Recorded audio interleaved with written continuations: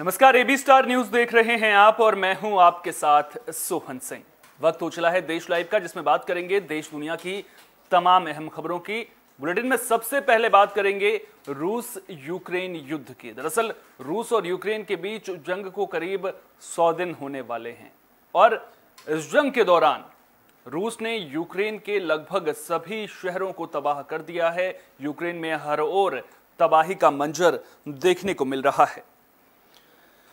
वहीं दूसरी ओर इस जंग के बीच रूस विजय दिवस मना रहा है। दरअसल रूस हर साल 9 मई को सेकेंड वर्ल्ड वॉर में जर्मनी की हार का जश्न मनाता है, तो आज का दिन रूस के लिए बेहद खास है।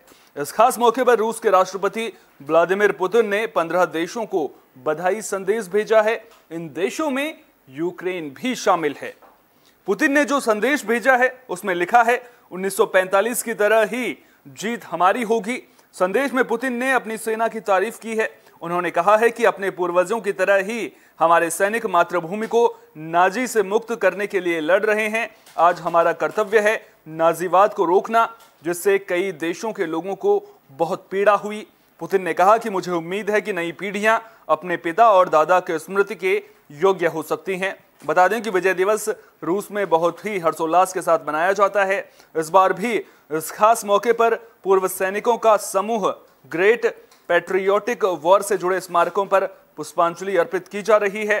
बता दें कि रूस में द्वितीय विश्व युद्ध को ग्रेट पैट्रियोटिक वॉर के तौर पर जाना जाता है। वहीं रूस ने जिन देशों को बधाई संदेश भेजा है उनमें Azerbaijan, Armenia, Belarus, Kazakhstan, Kyrgyzstan, Moldova, Tajikistan, Turkmenistan, Uzbekistan, Abkhazia, दक्षिण ओसेशिया, डीपीआर, एलपीआर और जॉर्जिया के अलावा यूक्रेन भी शामिल है। तो रूस विजय दिवस मना रहा है और रूस का ये विजय दिवस कई मायनों में बेहद खास है।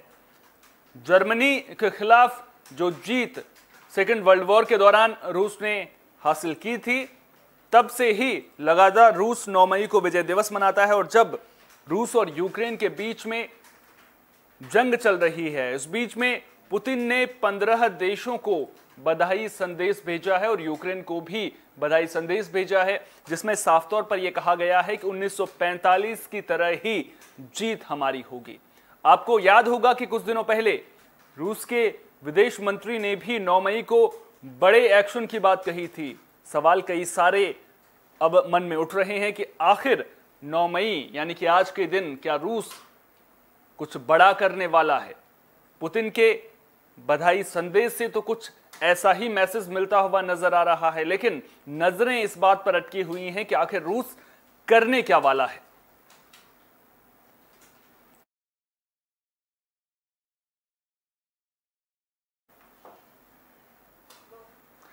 दो 2024 में लोकसभा चुनाव होने हैं और 2024 के लोकसभा चुनाव में बीजेपी से पार पाना विपक्षी पार्टियों के लिए आसान नहीं होने वाला है। लिहाजा विपक्षी पार्टियां विपक्षी एकजुटता को बढ़ावा देने की कोशिश करती हुई नजर आ रही हैं।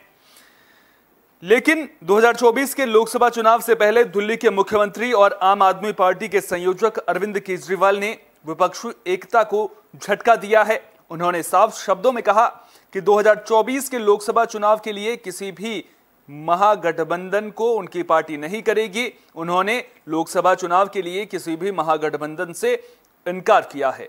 उन्होंने कहा कि उनका यह गठबंधन केवल 130 करोड़ भारतीयों के साथ होगा। दरअसल नागपुर में एक कार्यक्रम का आयोजन किया गया था, जिसको संबोधित करते हुए अरविंद केजरीवाल ने कहा कि वे बहुदलीय गठबंधन को कभी नहीं समझ सकते हैं और किसी भी गठजोड़ में उनकी कोई दिलचस्पी नहीं है। उन्होंने कहा, मुझे नहीं पता कि राजनीति कैसे करनी है और मुझे उनके 10 या अधिक दलों के गठबंधन और किसी को हराने के लिए बनने वाले गठबंधन की समझ नहीं है। मैं किसी को हराना नहीं चाहता, मैं चाहता हूं कि देश जीत जाए। इस दौरान अरविंद केजरीवाल ने सब्सिडी कल्चर पर भी बात की। केजरीवाल ने कहा कि कई अर्थशास्त्री ये लिख रहे हैं कि सब्सिडी कल्चर देश को तबाह कर देगा, लेकिन उन्होंने ये कभी नहीं लिखा कि भ्रष्टाचार की संस्कृति देश को तबाह कर देगी। केजरीवाल ने कहा कि वे इसलिए चीजें मुफ्त में दे पा रहे हैं क्योंकि उन्होंने भ्रष्टाचार खत्म कर दिया है।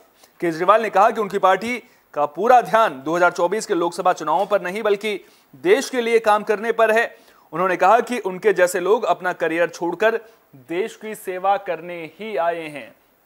तो विपक्ष जिस एकता की बात लगातार करता आ रहा है, उस एकता को झटका लगता हुआ अरविंद केजरीवाल की ओर से नजर आ रहा है। लेकिन सवाल यह कि अरविंद केजरीवाल किसी भी गठबंधन से गुरेज करते हुए नजर क्यों आ रहे हैं? आखिर अरविंद केजरीवाल को गठबंधन में दिक्कत कहां पर आ रही है? क्या उन्हें यह लगता है कि अभी उनकी पार्टी इतनी परिपक्व नहीं हो पाई है कि राष्ट्रीय स्तर पर विपक्षी एकजुटता का जो चेहरा बनने की कोशिश अरविंद केजरीवाल कर रहे हैं, उस लायक उनकी पार्टी नहीं बन पाई है? क्या ये एक बड़ी वजह है? हालांकि वो ये कहते हुए जरूर नजर आ रहे हैं कि उन्हें महागठबंधन की समझ नहीं है और वो किसी को हराने के लिए गठबंधन पर जोर नहीं देते हैं। तो ऐसे में सवाल कई सारे खड़े जरूर हो रहे हैं, लेकिन क्या अरविंद केजरीवाल गठबंधन में शामिल होंगे या नहीं? क्या जिस तरह से दूसरी विपक्षी पार्टियां बीजेपी को हराने पर जोर देती हुई नजर आ रही हैं, क्या केजरीवाल भी उसी धुरी पर चलेंगे या नहीं? ये तो 2024 के चुनावों के वक्त ही पता चल पाएगा। लेकिन अरविंद केजरीवाल का जिस तरह से ये विपक्षी एकता को झटका देने वाला बयान सामने आया है, ऐसे में देखना दिलचस्प होगा कि जिस तरह से हिंदी भाषी राज्यों में आम आदमी पार्टी की पकड़ बढ़ती हुई नजर आ रही थी। पहले दिल्ली पर आम आदमी पार्टी ने सरकार बनाई थी, इसके अलावा उसके बाद पंजाब में भी जो पिछले हाल ही में विधानसभा चुनाव हुए हैं वहां पर अच्छा प्रदर्शन किया था, सरकार बनाई थी। तो ऐसे में केजरीवाल की आगे की रणनीति क्या है? क्या वो राज्य दर राज्य पहले अपनी पार्टी के संगठन को तैयार करने पर फोकस कर रहे हैं, या फिर 2024 के लोकसभा चुनावों से पहले अपनी जो स्थिति है उसका आकलन करते हुए नजर आ रहे हैं, जिसकी वजह से उन्होंने ये बयान दिया है? या फिर वो दूसरी जो विपक्षी पार्टियां हैं उनसे खुद को सर्वोपरि समझ रहे हैं? सवाल कई सारे जरूर खड़े हो रहे हैं। और 2024 में जब लोकसभा चुनाव होंगे तो उस वक्त आम आदमी पार्टी का प्रदर्शन कैसा रहता है, और क्या पार्टी महागठबंधन से सचमुच दूरी बनाती है, इस पर भी नजरें लगातार बनी रहेंगी।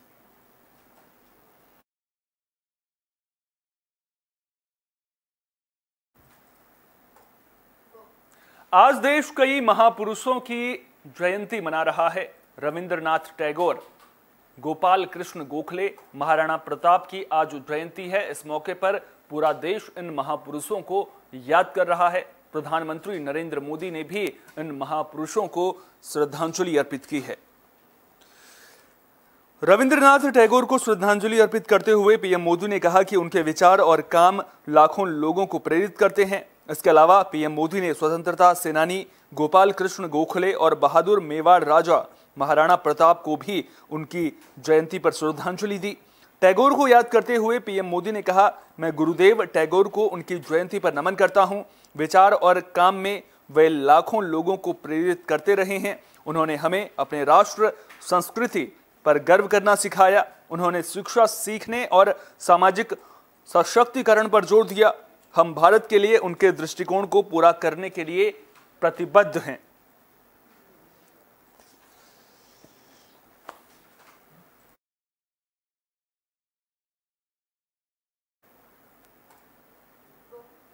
बुलेटिन में अब बात एनआईए के बड़े एक्शन की भी कर लेते हैं। दरअसल दाऊद की डी कंपनी के खिलाफ एनआईए ने बड़ी कार्रवाई की है।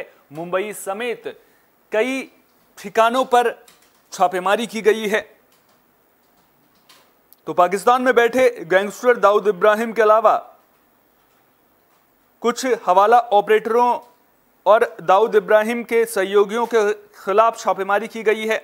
यह छापा मुंबई में 1 दर्जन से ज्यादा ठिकानों पर पड़ा है। बता दें कि यह छापेमारी नागपाड़ा, गोरेगांव, बोरीवली, सांता क्रूज, मुंब्रा और भिंडी बाजार समेत कई जगहों पर की गई।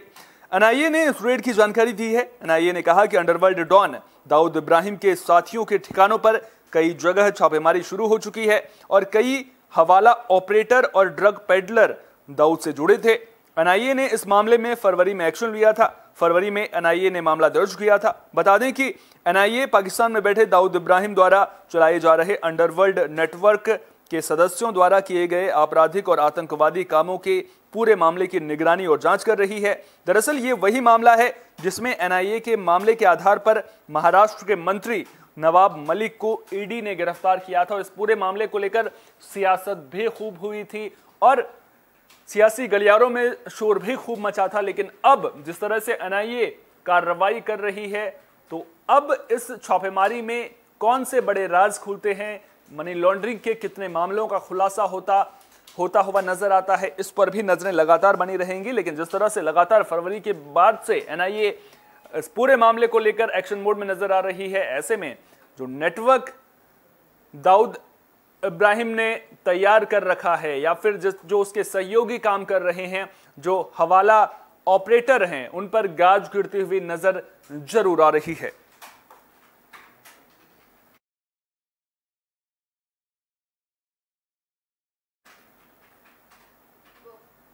बुलेटिन में अब बात कोरोना की भी कर लेते हैं। दरअसल कोरोना के मामलों में उतार चढ़ाव का सिलसिला लगातार जारी है। अगर पिछले 24 घंटे की बात करें तो कोरोना के मामलों में गिरावट देखने को मिली है। 3000 से ज्यादा हालांकि मामले अभी भी बने हुए हैं। पिछले 24 घंटे में कोरोना के 3207 नए मामले सामने आए हैं, जो कल के मुकाबले 7% कम है। इस दौरान 29 लोगों की कोरोना की वजह से मौत हुई है, जिसके साथ ही कोरोना से देश में मरने वालों की संख्या 5,24,093 पहुंच गई है। इस वक्त देश में कोरोना के कुल एक्टिव केस 20,403 हैं, जबकि 24 घंटे में 3,410 लोग कोरोना से ठीक हुए हैं। यानी कि जो एक्टिव केस हैं उनमें भी गिरावट देखने को मिल रही है। जितने रोजाना मामले सामने आ रहे हैं उससे ज्यादा लोग अस्पताल से डिस्चार्ज भी हो रहे हैं।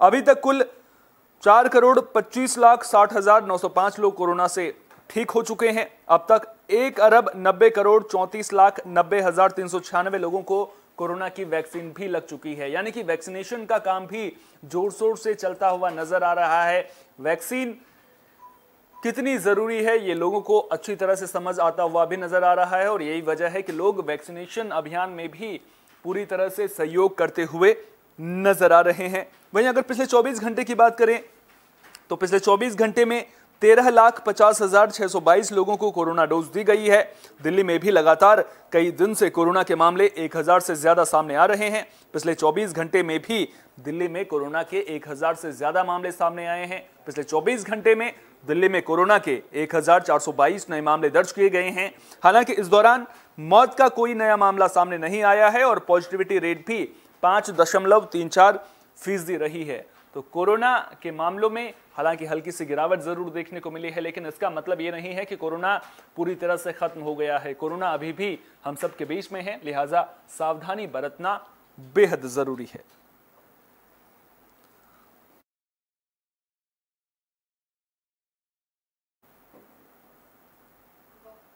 वहीं ओडिशा के रायगढ़ जिले में कोरोना विस्फोट हुआ है। 2 हॉस्टल में 64 छात्र कोरोना पॉजिटिव पाए गए हैं। यानी कि स्कूली बच्चों पर कोरोना का अटैक लगातार देखने को मिल रहा है। तो ओडिशा के रायगढ़ जिले में 64 स्कूली बच्चे कोरोना पॉजिटिव पाए गए हैं। रायगढ़ जिलाधिकारी सरोज कुमार मिश्रा के अनुसार छात्रों में कोरोना का लक्षण नहीं पाया गया। सभी बच्चों को आइसोलेट कर दिया गया है। छात्रावासों में बच्चों की देखरेख के लिए मेडिकल टीमों को तैनात कर दिया गया है। बता दें कि करीब 2 महीनों में एक दिन में सबसे ज्यादा मामले सामने आए हैं, जिससे स्वास्थ्य विभाग ने सभी जिला के कलेक्टरों को खास निर्देश दिए हैं। मिली जानकारी के मुताबिक कोटलागुड़ा क्षेत्र में अन्वेषा नामक एक छात्रावास के 257 आदिवासी बच्चों का RT-PCR परीक्षण 4 मई को स्वास्थ्य विभाग द्वारा किया गया था। 257 लड़कों में से 144 की रिपोर्ट पॉजिटिव आई है। बच्चों में कोविड संक्रमण की पुष्टि होते ही पॉजिटिव बच्चों को दूसरों से अलग कर दिया गया। रायगढ़ के 8 अंग्रेजी माध्यम के स्कूलों के छात्र छात्रावास में रहते हैं। इसी तरह जिले के बिसामकटक ब्लॉक के हाटमुनीगुड़ा सरकारी हाई स्कूल की 20 छात्राएं भी कोविड पॉजिटिव पाई गई हैं।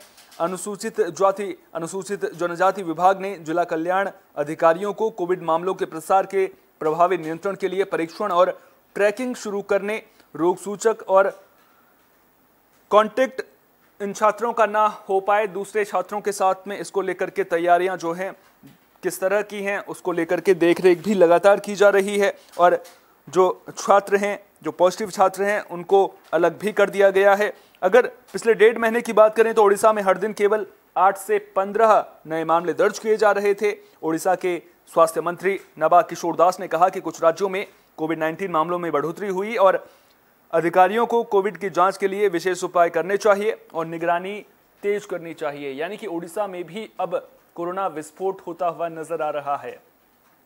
पूरे राज्य में रोजाना 10 से 15 मामले ही सामने आ रहे थे, लेकिन एक साथ 2 हॉस्टल में 64 बच्चे पॉजिटिव आने के बाद कहीं ना कहीं प्रशासन की जिम्मेदारी बढ़ गई है। और जिस तरह से स्कूली बच्चों पर कोरोना का अटैक हो रहा है, ऐसे में सरकार के लिए टेंशन बढ़ना लाजमी है, क्योंकि अगर इसी तरह से स्कूलों पर कोरोना का अटैक होता रहेगा तो फिर बच्चों की पढ़ाई जो 2019 के बाद से प्रभावित नजर आ रही है, वो आगे भी इसी तरह से प्रभावित होती हुई नजर आ रही है। क्योंकि जब जब कोरोना के मामले अगर किसी स्कूल में एक केस भी सामने आता है तो फिर पूरे स्कूल को आपको बंद करना पड़ेगा, यानी कि सीधा असर बच्चों की पढ़ाई पर पड़ता हुआ नजर आ रहा है। ऐसे में देखना दिलचस्प होगा कि बच्चों की पढ़ाई प्रभावित ना हो, इसके लिए जिस तरह से ऑनलाइन क्लासेस की व्यवस्था की गई थी, इसके अलावा और कौन कौन से उपाय किए जाते हैं। क्या 2 पालियों में जिस तरह से बच्चों की पढ़ाई पहले शुरू की गई थी, क्या उसी तरह से कुछ बदलाव देखने को मिलते हैं, क्या कुछ अलग नियम बनाए जाते हैं। हालांकि ऐसा नहीं है कि स्कूलों में जो कोरोना प्रोटोकॉल है उसका पालन नहीं किया जा रहा है, स्कूल कोरोना गाइडलाइंस का पालन करते हुए भी नजर आ रहे हैं। लेकिन इससे पहले आपको याद होगा, हाल फिलहाल में दिल्ली से सटे गाजियाबाद और नोएडा में भी स्कूलों में कोरोना अटैक देखने को मिला था, दिल्ली के स्कूलों में भी कोरोना अटैक देखने को मिला था। तो ऐसे में कहीं ना कहीं स्कूलों के साथ साथ अभिभावकों की जिम्मेदारी भी बढ़ जाती है कि वो बच्चों को कोरोना के प्रति जागरूक करें, कोरोना से कैसे बचना है, कोरोना को कैसे दूर भगाना है, इसको लेकर के उन्हें तमाम जरूरी दिशा निर्देश भी दें, ताकि बच्चों में जो कोरोना का अटैक हो रहा है वो आगे देखने को ना मिले।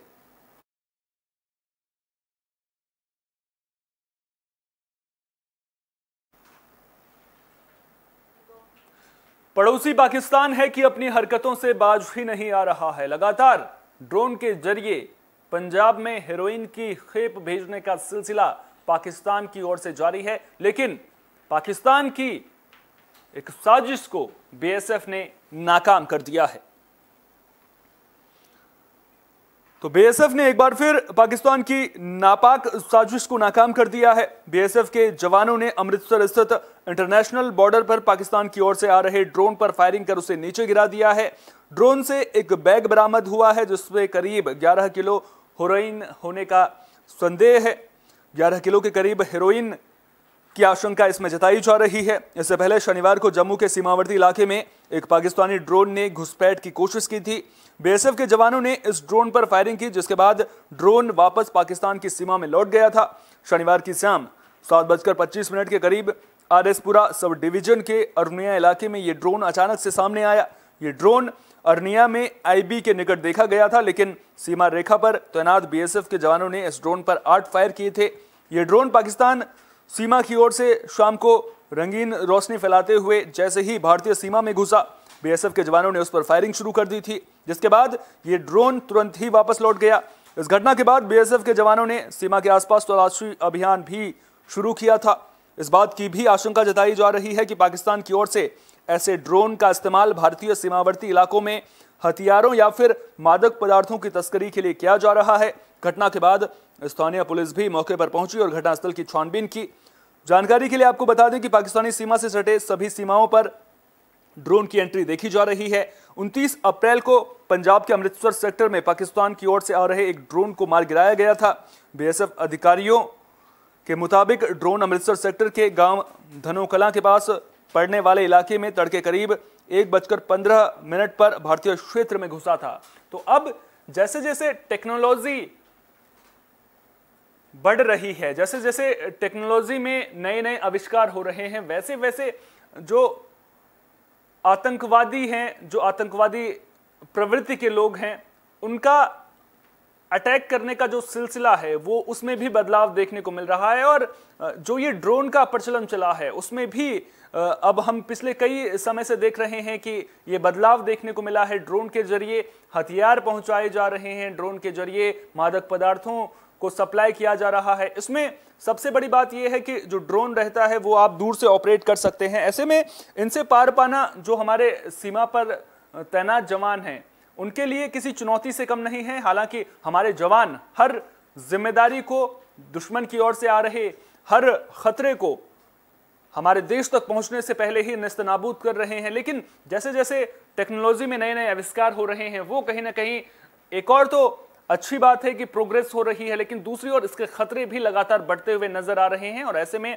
जो चुनौतियां हैं वो भी बढ़ती हुई नजर आ रही हैं। लेकिन पंजाब में जिस तरह से लगातार हमने देखा था कि किस तरह से हेरोइन और हथियारों की सप्लाई ड्रोन के जरिए की जा रही थी, कई जगहों पर जो है हमारे जो बीएसएफ के जवान हैं उन्हें ड्रोन गिराते हुए भी वो नजर आए थे। उन्होंने कई जो ड्रोन हैं उन्हें ढेर भी किया था। लेकिन अब इस पर पूरी तरह से अंकुश कैसे लगाना है, इस दिशा में भी पहल करने की जरूरत है। और पाकिस्तान जो हमारा पड़ोसी है वो अपनी हरकतों से बाज कब आएगा, इस पर भी कहीं ना कहीं इंटरनेशनल जो कम्युनिटी है उसको सोचना बेहद जरूरी है, क्योंकि जब तक इंटरनेशनल दबाव पाकिस्तान पर नहीं बनेगा तब तक पाकिस्तान अपनी हरकतों से बाज आता हुआ नजर नहीं आ रहा है। अब भारत सरकार इस दिशा में क्या कुछ नए कदम उठाती है, इस पर भी नजर लगातार बनी रहेगी।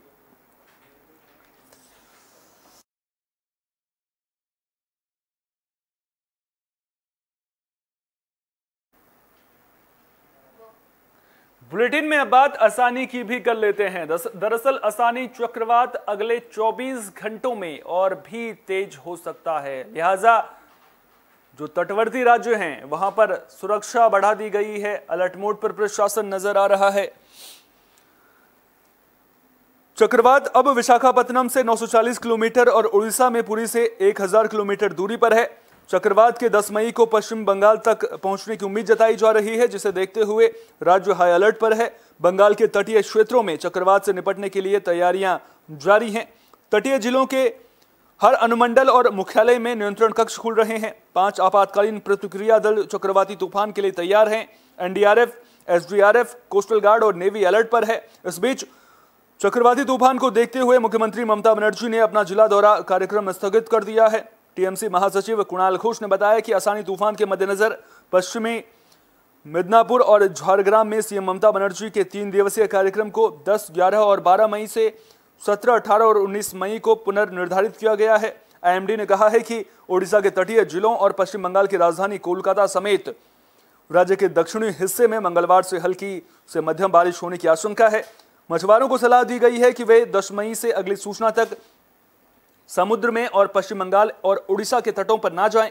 मौसम विभाग के मुताबिक उड़ीसा तट के पास समुद्र की स्थिति आज और कल बेहद खराब होने का अनुमान जताया गया है। आज खराब होगी, जबकि कल जो है हालात और भी ज्यादा खराब हो जाएंगे। समुद्र में हवा की गति 10 मई को बढ़कर 80 से 90 किलोमीटर प्रति घंटा होने का अनुमान जताया गया है।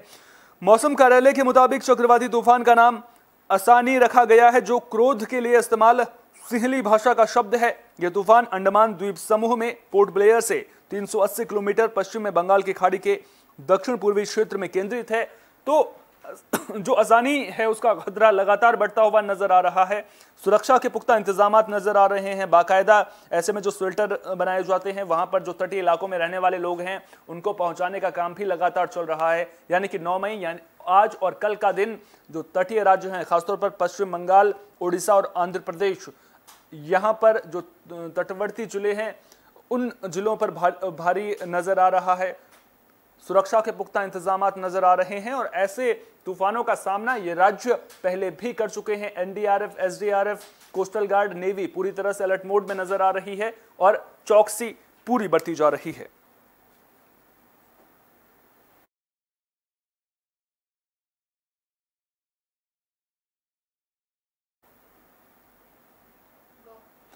बुलेटिन के आखिर में बात कच्चे तेल की कीमतों की भी कर लेते हैं। दरअसल अंतर्राष्ट्रीय बाजार में कच्चे तेल की कीमतों में लगातार तेजी बनी हुई है। हालांकि अगर भारत की बात करें तो भारत में करीब 1 महीना होने वाला है और पेट्रोल डीजल के दामों में किसी भी तरह का इजाफा नहीं देखने को मिला है।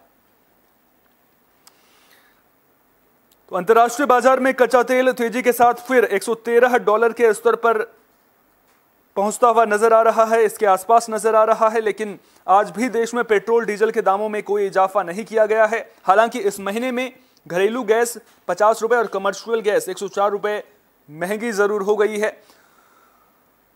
ताजा दामों की बात की जाए तो तेल कंपनियों की ओर से आज भी पेट्रोल और डीजल के दामों में कोई बढ़ोतरी नहीं की गई है। दिल्ली में 1 लीटर पेट्रोल की कीमत 105 रुपए 41 पैसे, जबकि डीजल 96 रुपए 67 पैसे प्रति लीटर मिल रहा है। मुंबई में पेट्रोल की कीमत 120 रुपए 51 पैसे, वहीं डीजल की कीमत 104 रुपए 77 पैसे बनी हुई है।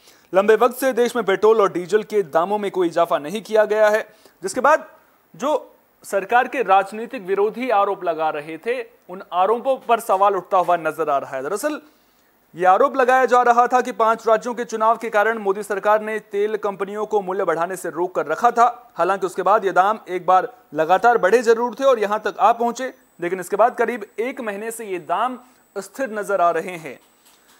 आपकी जानकारी के लिए यह भी बता दें कि शनिवार को 14.2 किलोग्राम वाले घरेलू गैस सिलेंडर की कीमत में 50 रुपए का उछाल आया था। इस बढ़त के बाद दिल्ली में गैस सिलेंडर का भाव बढ़कर 1000 रुपए हो गया। लेकिन अगर पेट्रोल डीजल के लिहाज से बात करें तो सरकार भी लगातार जिन राज्यों ने वैट कम नहीं किया है, उन राज्यों से ये अपील की जा रही है कि वो वैट घटाएं ताकि जनता को राहत पेट्रोल डीजल के बढ़े हुए दामों से मिल सके। लेकिन क्या राज्य सरकारें वैट घटाएंगे? खासतौर पर जो गैर बीजेपी शासित राज्य हैं, क्या वो वैट में कमी करेंगी? ये सवाल अभी भी जस का तस बना हुआ है। और जो राजनीति है, क्या वो पेट्रोल डीजल के इर्द गिर्द ही घूमती हुई नजर आएगी? ये भी लगातार जो सवाल है वो बना हुआ नजर आ रहा है। उम्मीद तो यही करेंगे कि जिन राज्यों ने वैट कम नहीं किया है वो राज्य वैट करेंगे, ताकि जनता की जेब पर जो महंगाई का बोझ पड़ रहा है उसमें भी कमी देखने को मिलेगी।